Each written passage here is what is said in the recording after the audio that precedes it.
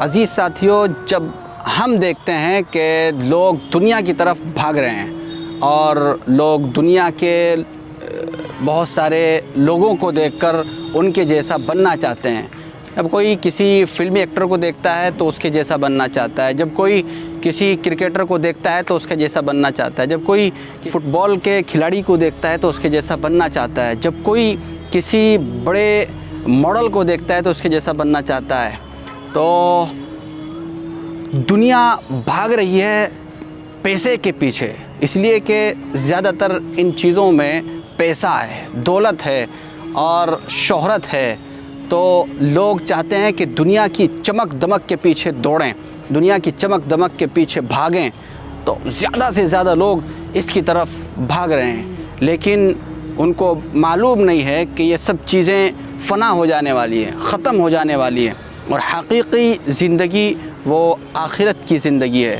اور آخرت کی زندگی میں جو انسان جنت میں داخل ہوگا تو جنت کے اندر جو اس کو چیزیں حاصل ہوں گی، یہ دنیا کی چیزیں اس کے سامنے کچھ بھی نہیں ہیں، بڑے بڑے بنگلے اس کے سامنے کچھ نہیں ہیں، بڑے بڑے محلات اس کے سامنے کچھ نہیں ہیں، اور دنیا کی دولت اس کے سامنے کچھ نہیں ہے۔ جو لوگ فین فالوئنگ کے اعتبار سے، جو لوگ بہت سارے پیسہ کمانے کے اعتبار سے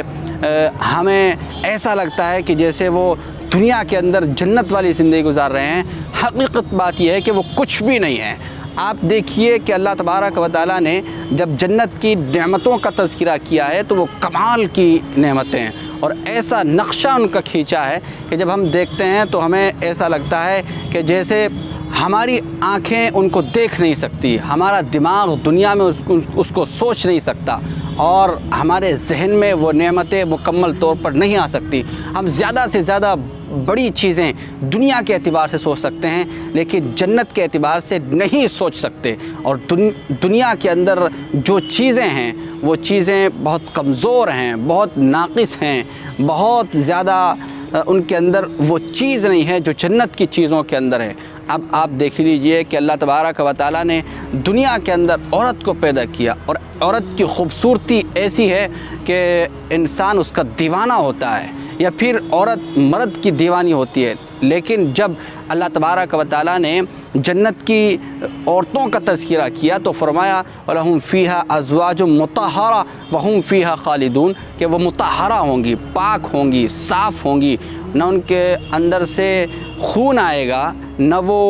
تھوک ان کے منہ کے اندر ہوگا، اور نہ ہی کوئی ایسی چیز ہوگی کہ جس کے ذریعے سے انسان کا دل اس کی طرف مائل نہ ہو۔